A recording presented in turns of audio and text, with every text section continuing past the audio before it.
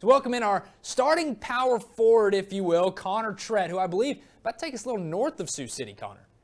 Absolutely, I'm taking us north of Sioux City, up in South Dakota. In fact, the EPJ girls basketball team is sitting at 5-4 in the season.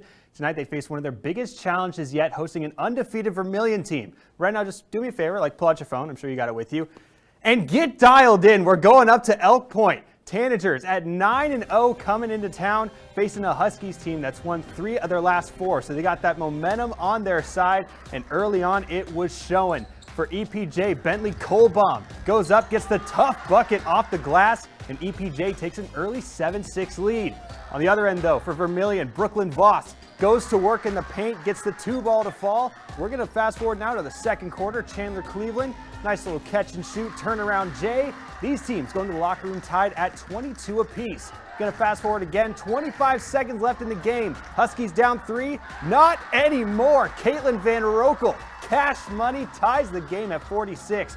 5 seconds to go now. There's a scramble for the ball, and a foul is called that sends Taylor Reavers, a 7th grader, to the line. Ice in her veins. Reavers keeps the Tanagers' perfect season intact, and Vermilion escapes with a 1-point victory over Vermilion. If you thought we were done here at the Well, you are absolutely mistaken. We are here for the semifinal games, and I'm feeling great. Now, it could be the 200 milligrams of caffeine I just mainlined into my system, or more likely, the 2 teams we have on both sides of the Class 2A bracket in the semifinal games looking to punch their tickets to the finals. Central Line looking to make it back to the title game for the 2nd straight year. First, they'd have to take on Pella Christian. In the first quarter, get it into the big man, Andrew Austin. He throws it down, and Central Lyon ties the game up at 8 apiece. Then swinging out to Josh Elbert in the corner. Cash money, but Central Lyon would fall behind by 5 heading into the break. Into the second half, the Lions keeping with their brand of basketball. Austin pulls up from downtown, knocks down a 3-ball. Then Eagles' last chance, clangs off the iron, and Central Lyon survives. They are heading back to the 2A state championship game. To get through this game, I think maybe there's less pressure now. I think getting back to the finals was, I think, a big goal for our kids, and now that we're there, it's just go play. So hopefully that happens. And who will the Lions face tomorrow? Western Christian looking to meet them in the title game. They're taking on Roland Story for the right to do so. Picking things up in the second quarter, Caden Van Regenwater driving inside, gets the tough 2 to fall off the glass. And the Wolfpack lead 34-32 at the break. Into the second half, Western Christian stepping on the gas, and it was thanks in large part to that man, Tate Van Regenwater. He was on fire from long range, and the Wolfpack start to pull away in the third. The fourth quarter, all but a formality. Western Christian wins in convincing fashion, 79-59. We knew that coming to the season we were going to give it all we got, and we practiced harder than ever before to get to this spot. It feels really good to get to this spot. We're going to focus on us and to see what happens, play our hearts out.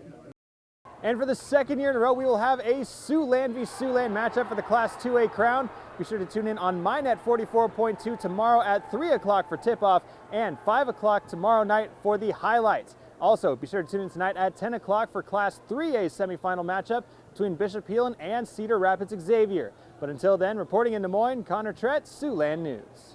Well, the Morningside Mustangs and Northwestern Red Raiders are certainly familiar foes. The last time they met here in Sioux City was in the NAIA semifinals, where Morningside took away the narrow victory and headed off to the championship game. Northwestern has had revenge on their minds all summer long. They've got a chance to enact it here in Week 1.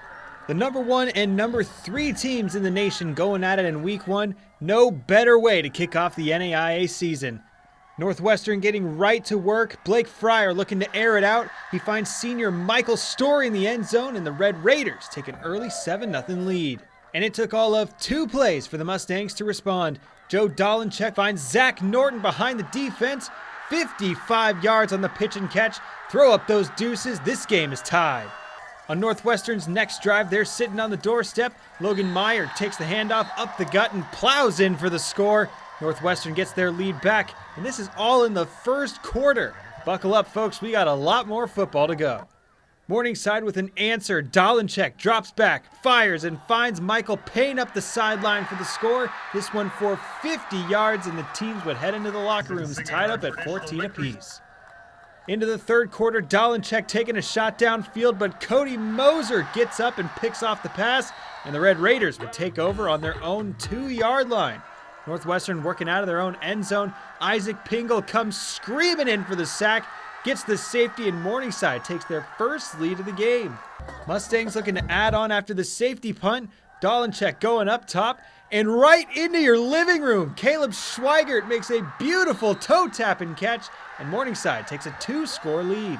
Time winding down in the third quarter. Jalen Gramstad in at QB, takes the design QB draw around the outside, turns up and hits pay dirt to make it a 2-point contest again. Throw up those fours because we've got a ball game in Sioux City. Just over 6 minutes to play. Mustangs up 30-21. Looking to put the game away. Ryan Cole coughs up the ball and it's picked up by Jaden Snyder.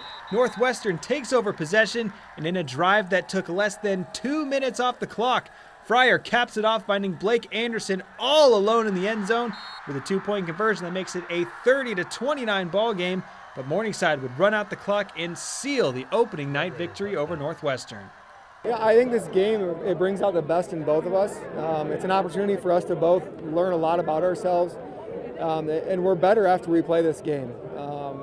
We're just in a situation now, we've got to take care of business the rest of the year, and I know our guys will be focused. Win or lose tonight, we got to be ready to play next week and grow from this, and I know we will. They're an outstanding team. Those guys fought. I mean, they never gave up. They never complained. There was multiple times I thought, man, we just make one more play, we can put these guys away. And gosh darn it, they made the play, and we were right back in a fight.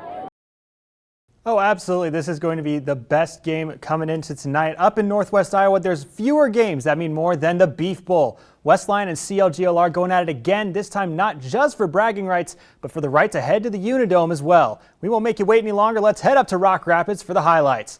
Wildcats coming in the 2021 2A runners-up, going up against one of the best, if not the best team in Class 2A in 2022 in CLGLR for the right to go to the Unidome. On Central Line's first drive, Zach Lutmer looking over the middle to his main man, Reese Vanderzee, in the end zone, and it's 7-0 Lions just like that. And after a West Lion punt that pinned the Lions deep into their own territory, don't tell that to that kid, Zach Lutmer. He takes it into his own hands, scrambles up the middle, makes one man miss. How about two? Make it three. How about four? He cuts it up and turns on the Jets, and Caden Zeck with the big block that springs Lutmer loose for the big TD, and it's 13-0 CLGLR. The Lions start rolling early. West Lion looking for anything to get going. Ryer Crichton uncorks a deep ball, but it ends up in the wrong hands. Graham Eben with the one-handed pick. He takes it back for the Lions inside of West Lion territory. And the very next play, Central Lions saw it and say, hey, Zach Lutmer, can you throw a deep ball? He said, absolutely I can, with a beautiful back shoulder ball to Reese Vanderzee to get inside the red zone. And the Lions in the red zone, Caden Van Berkom from 2 yards out for another TD. The Lions go into the half up 27-0, and CLGLR is headed to the Unidome with a convincing 42-7 win over West Lion.